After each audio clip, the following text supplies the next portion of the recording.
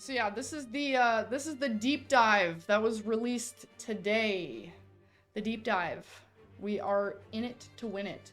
Meat Shield has entered the chat. Is so stupid. But yeah, as you can see, this came out today. I think it came out like early afternoonish. So Noel was pleading for it, real and true. So yeah, let's just get into this together and kind of see what's going on. Don't judge me for my reading. I just work here. It's the twilight of the Clone Wars. The once unified Galactic Republic has fractured, plunging the galaxy into an all-out war with the newly formed Separatist Alliance. This unrelenting conflict has claimed countless lives, upended entire worlds, and thrown the galaxy into disarray. For many, peace is out of reach. But did you know there's a war beneath the war? A shadow conflict that truly determines the fate of the galaxy. Step into the role of Hawks, a former Galactic Republic officer turned leader of Zero Company, an unconventional outfit of skilled operators for hire.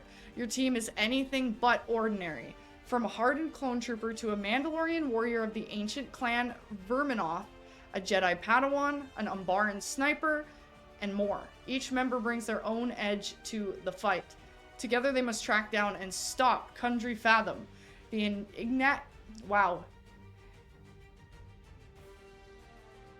enigmatic leader of the Separatist Alliance cult, known as the Infinite Coil, before their actions push the galaxy beyond the brink. This is Star Wars Zero Company, a single-player turn-based tactics game developed by Bit Reactor in collab with Lucasfilms Games. Will be available PC, PS5, Xbox, starting August 27th. So yeah, whole fucking table of contents we get for this too. Your campaign starts now. It's time to meet some of the key members of Zero Company, learn to control your squad on the harrowing battlefield, and manage them between missions at the Den. Zero Company is still under development. Anything discussed in this article is subject to change. Yada, yada, yada. So meet Zero Company. So this, who we've seen in the trailer, is Hawks. But from that IGN Live, confirmed that we are able to customize him. Yes, single player. There are two types of operators you can have in your company, authored and custom. Authored operators join Zero Company naturally as the story unfolds, while custom operators are recruited directly by you and can be fully customized in appearance, clothing, voice, and name. Learn more about the authored operators of Zero Company below. So this is Hawks, but again, he has been confirmed to be customizable. Male, female, race, whatever. That has been confirmed in what we just watched. So once a captain in the Grand Army of the Republic, Hawks now leads Zero Company. Clever, cool-headed, and decisive, Hawks works with operators from any and all backgrounds as long as they know how to get the job done. This is the guy I'm simping for right off the bat. This is Trick. Trick, formerly known as CT-3301, is a consummate soldier who loves games of chance. He has been with Hawks since they both served in the Republic military. Telrea Vakos, the Tognoth Jedi Padawan. Telrea, boundless discipline and determination has led her to join Zero Company as she seeks to honor the legacy of her late Jedi Master. So she is confirmed to be a Padawan. Cly, we've heard things about Cly as well. The infamous Cly Culervo is one of the last surviving members of the ancient Clan Verminoth. She joins Zero Company purely to further her implacable quest for revenge. Luco Bronk, sharp-tongued sniper. Luco Bronk defended his home of Umbaran during the Republic invasion. Although he has no love for the Republic that defeated and occupied his planet, Luco is willing to set aside his differences to work with Zero Company. Jay Mordaunt. So I don't know anything about this person either. Born into the ruthless noble house Mordaunt of Shu Torun, Jay went off-world to build her own mining citadel on Lunata, ruling as its or Baroness until Fathom and the Infinite Coil took the planet for the Separatists. Sophisticated, witty, and relentlessly self-possessed, Jay was instrumental in convincing the Republic to hire Zero Company, and she will not rest until Lunata is hers again. Luco looks badass? He does. He does. Cab Uppercut. Cab Uppercut is a veteran crook and former prize fighter who now works for Zero Company.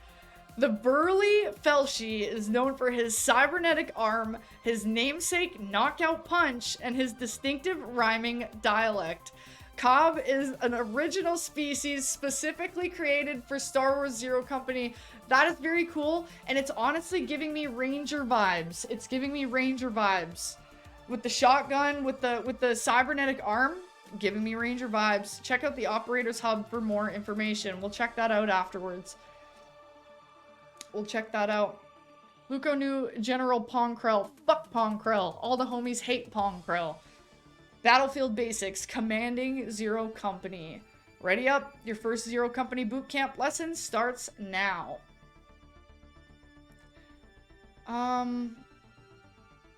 You know who he looks like?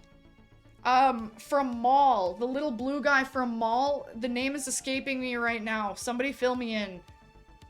You know who I'm talking about. Come on. You know who I'm talking about.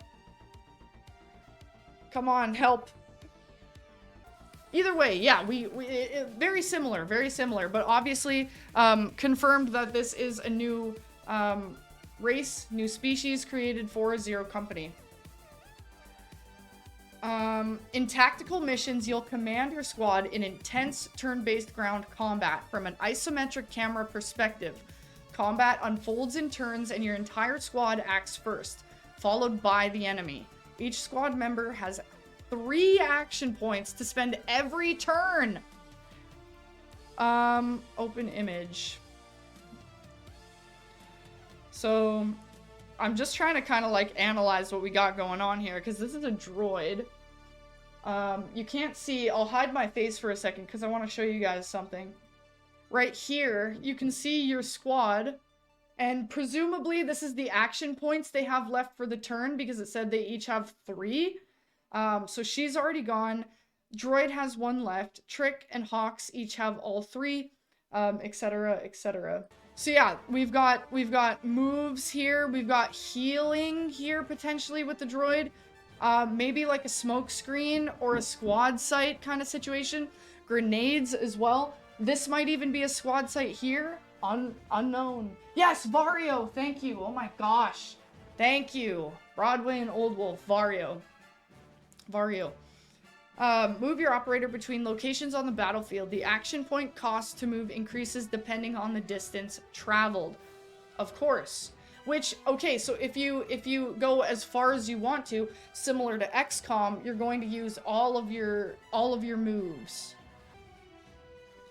Attack an enemy within range and line of sight using your weapon. The AP cost varies by weapon type, and some consume all of your available AP, which is not unfamiliar to XCOM players. We've seen this in certain builds and certain choices you make in those builds. It'll tell you, you know, all of those things. Your chance to hit is displayed next to the target and is dependent on several factors, such as range and cover. Additional details about the attack can be found in the shot breakdown panel. So let's check this out. Just a little bit bigger. So a 70% chance to hit, and I'm assuming like 6 points. Unless we maybe get a critical, right? We maybe get a crit and you can do like 10 or even the full 18. Maybe there's attachments where you get the instant execution. Hard to say. Hard to say for sure. Use Overwatch. I just let them cook. Let them cook, let them cook, let them cook. Overwatch, an action that lets your operator fire at any enemy during their turn. Overwatch is placed on adjustable cone that triggers when an enemy moves through or takes an action in the targeted area. So it's kind of like that kill cone that you saw at the end of our XCOM playthrough, where you get directional kind of like Overwatch. You can see it in this frame here. It looks like Hawks has this cone of Overwatch going on. So if these droids or this one move within this realm here, then Hawks is going to get shots on them. Same with Trick. You can see Trick right here. Same thing. Same thing. Same thing. I'm very excited to hear that Overwatch is in, baby. It is in. Enemies hit by Overwatch while moving may have their movement interrupted. Love that. The overwatching operator can fire at a number of enemies based on the amount of AP invested. Your chance to hit varies based on the length of the Overwatch cone you place down. Using Overwatch immediately ends the operator's turn, making it an ideal final action.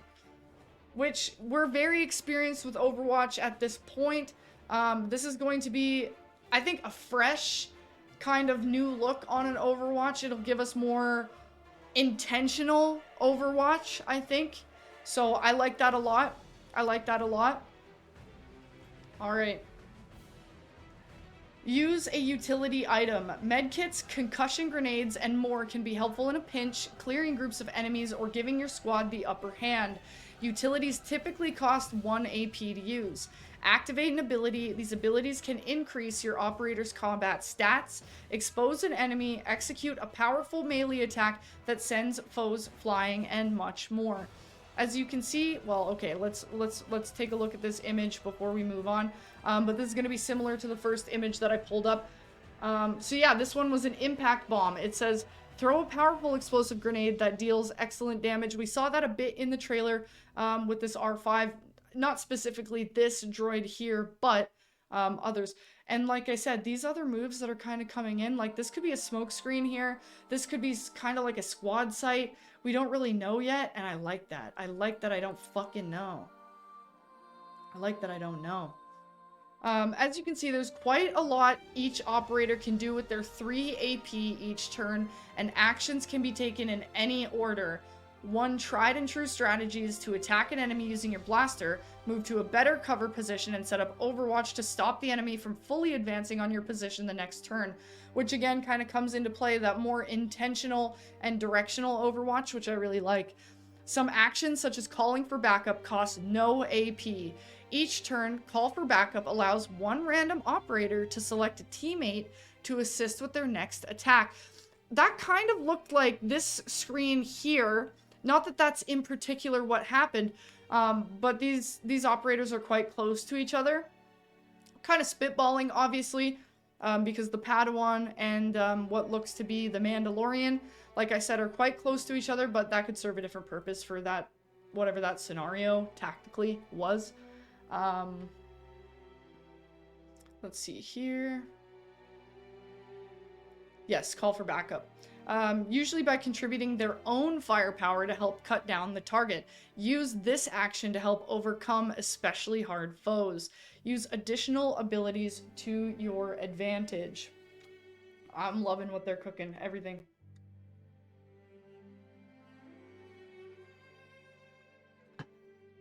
As Zero Company lands hits on the enemy, you will build up advantage. This resource can be spent to activate some of the game's most powerful abilities during combat.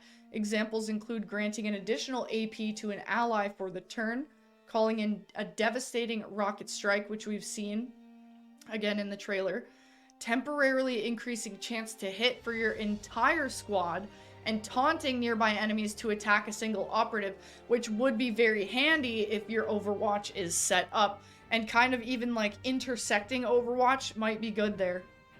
You can have a maximum of 10 advantage at a time. Advantage does not cost AP to use, so it can be an excellent way to get your team out of a tight situation after all your AP has been spent, or inversely, it can set up a calculated turn of destruction for your squad. I love that. I love it all. What I'm assuming here in this image is possibly a force push, because what we're looking at here is the Padawan in the middle. We've got enemies at every single corner of where you need to plant. Again, similar to XCOM, planting a charge. But this could possibly be a force push. I don't know yet, but would be cool because it's kind of showing directionally where these goons are going to travel. Duck and take cover. So this is something I noticed really early in a lot of the images as well, that it shows your cover. Cover plays a key role in ensuring your operators don't end up full of blaster bolts on their first tactical mission. Units in partial cover are more difficult to hit and even harder to hit when in full cover. Don't like your odds of hitting an enemy with an attack? Consider flanking them or attacking from higher ground to increase your chance to hit. Some forms of cover can be destroyed by incoming attacks, so don't hunker down in one location for too long or you'll find yourself completely exposed. I don't think... Was it on here? From what I can see, there's not very many examples of cover in this image, other than obviously like our Togruta.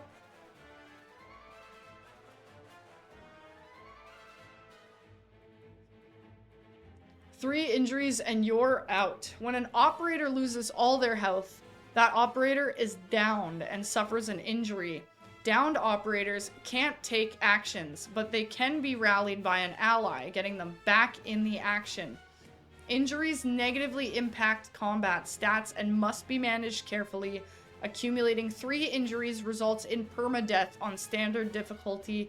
No member of XCOM is safe from destruction. Love it. Love. So, to recap, no single approach is superior. Use a mix of actions, advantage, cover, and your operator's strengths to come out top in a firefight. Sometimes you'll need to think outside the box to dispatch the enemy. One reliable combination is using Telria's force push ability or Cobb's uppercut to knock enemies out of cover and into a squad mate's overwatch. I like that. I like that a lot. The tactical possibilities are endless, and we can't wait to see what the community comes up with once Star Wars Zero Company launches. Flex your operator's specialization. Most operators have one of 8 standard specializations that define their role. 8 is a lot. Every specialization includes 3 abilities: an ultimate, a standard, and a passive. These abilities are unique to each specialization. Here's an overview of how each one plays. Assault. The Assault is a frontline fighter that excels at maneuvering in battle to score medium to close range kills against targets hiding in cover. Operators trained in this way are lethal opponents. Gunslinger. The Gunslinger specializes in multi-target blaster effects and fast strikes that allow them to spread offense across numerous targets. Heavy, so like a Grenadier. Heavy is a frontline combatant, thickly armored and tough as nails. These operators specialize in survivability and soaking up enemy attacks while out in the open. Medic. The medic excels at healing and the prevention of injuries. Medics can also boost their teammates both physically and psychologically. Scoundrel. The Scoundrel is a wild card, adept at taking advantage of situations without much preparation and making the most of every opportunity in combat. Scout. The Scout is a tactical operator, trained in reconnaissance tactics. Would this be like your... Okay, no. Their planning and timing benefit their entire team, creating opportunities where none existed. Sharpshooter. The Sharpshooter is an expert marksman that excels at long-range engagements, focused on singling out and defeating chosen enemies in battle. Soldier. The Soldier is a mainstay offensive unit, capable of engaging enemies at close to medium range with melee, grenades, heavy blaster fire, and a powerful rocket launcher. The Den! So we're finally learning more about the Den. Tucked away in a hulking hangar on the ring of Kafrene. So this is, I believe we've seen this in Rogue One. The Den is Zero Company's home base. From here you can plot your next incursions, recruit and outfit operators, treat their injuries, and prepare for whatever the infinite coil may bring. While in the Den, the camera perspective shifts from the isometric overview to third person. The Den is also where you can speak with Zero Company members between conflict. Check in regularly to learn more about your operators and their perspectives on the unfolding events. Take a tour of the many facilities within the command center and what you can do at each. Slay, that's what I thought. Like, there's so much to remember sometimes. Manage XCOM from the command center, the holotable. Whenever you're ready to jump into combat via tactical missions, begin an operation, or check Zero Company's influence, you'll do it at the holotable. The holotable shows all available operations and tactical missions for the current cycle. It's fucking beautiful. What? Oh my god, what? Wait, is Ruble here? Is Ruble here? This is Wat Tambor coded, brother. Meet the Techno Union. This screenshot talks about the Techno Union. Wow, wow. Is at your disposal, Count. I'm dead. I'm dead. That's sick. That is sick. Operations are brief assignments which do not require tactical combat, but aid your team in information gathering, intel, acquiring loot, supplies, or just simply replenishing the den's modest treasury of credits, a currency spent at many facilities in the command center. Some operations require choices that could impact your bond with other squad mates or even how the enemy evolves. Operations cost intel to complete and can provide immediate rewards such as credits, weapon mods, utilities, and more. Intel is gained by completing tactical missions. Let's look at this. Alright, holo table. So influence, operations, missions, 17,000 credits. I don't know yet what this is. Wow. Difficulty, dangerous. So we're getting like difficulty markers as well. Freaking cool, man. This is really, really good. This is really good. Tactical missions, as described earlier, are ground combat encounters where you will command your squad through intense turn-based combat, engaging enemy forces and completing objectives on distant planets such as Bespin, Dantooine, Lothal, Ryloth, and many more. Guys, these are huge planets. To get right off the rip in this deep dive is insane. Bespin, Dantooine, Lothal, and Ryloth is crazy, and many more. Tie up any loose ends you may have in the den before launching a mission, and you will advance to the next cycle after completion. Tactical missions can award you with credits, weapon mods, utilities, focus points to upgrade your operators, zone influence, and more. Exactly, exactly! Alright, let's check this screenshot out. Campaign mission, eavesdropping. Republic intel indicates the Coil is meeting with local gangsters at the Gresson Breakbulk dockyard. Observe this meeting to learn more about the Coil's plans on Corsilius. This is sick. So rewards, it shows you here an unknown item, a focus point, 100 credits, and then maybe these are supplies. Maybe these are supplies. If you fail, it says here, I'll move my big ol' head. Failure condition, Hawks is eliminated. Success condition, eavesdrop on the Coil's meeting at the docks. Wow. I'm so happy, you guys. You don't understand. Certain tactical missions are critical to advance the story. Operations and tactical missions have a limited time frame to complete before they disappear forever, so choose wisely. Completing operations and tactical missions will award zone influence with the respective region of the planet.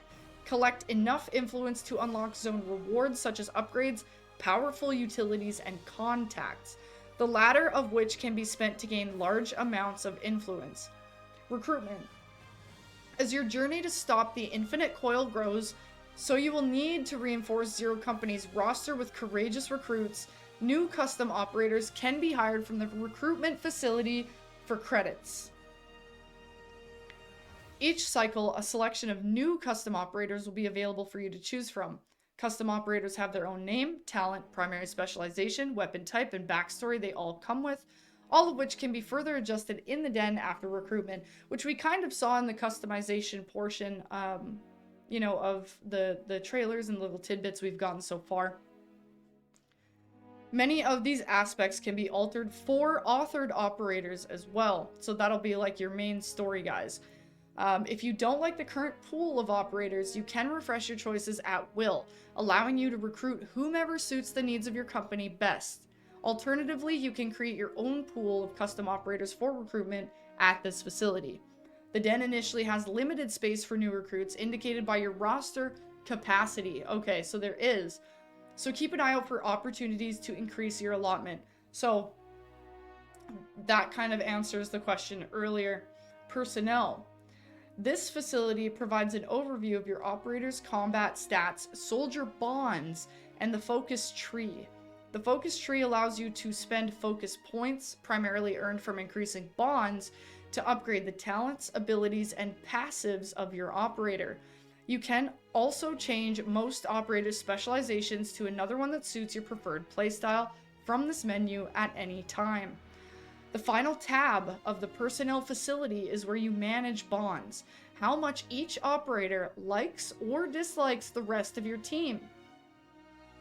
Each pair of operators begins with an initial relationship, usually neutral or negative. Interesting.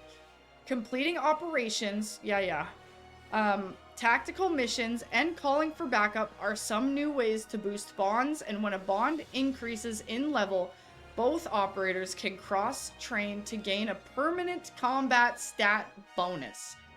Once a pair reaches a maximum bond level, they can unlock a special cross-training that grants masterful benefits through a passive ability. Oh my god. Oh my god. At certain points in the story, Hawks will be faced with a dilemma, an important decision to make. Every operator in Zero Company will weigh in with their opinion on how to resolve the issue. How you decide to handle the dilemma may change your bond with an operator.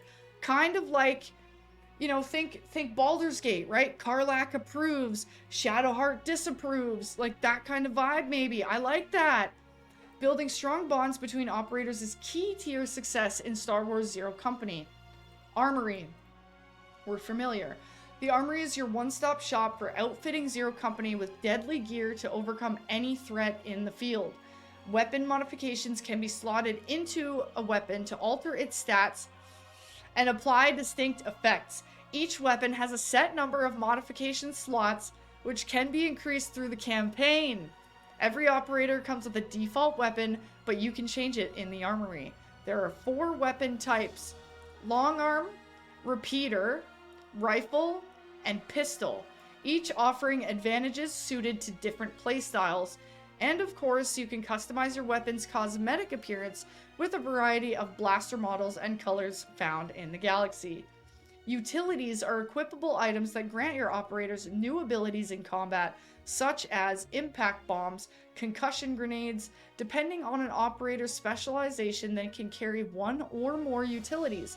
Outside of operations and tactical missions, weapon modifications and utilities can be purchased from the black market in the Armory using credits. Wow. Wow, wow, wow. Mix and match weapon modifications and utilities across your operators to concoct potent combinations. Upgrade. The Den has everything you need to begin your campaign, but you'll need to upgrade your facilities and troops to stand a chance of stopping Fathom. The upgrade facility allows you to bolster Zero Company's effectiveness.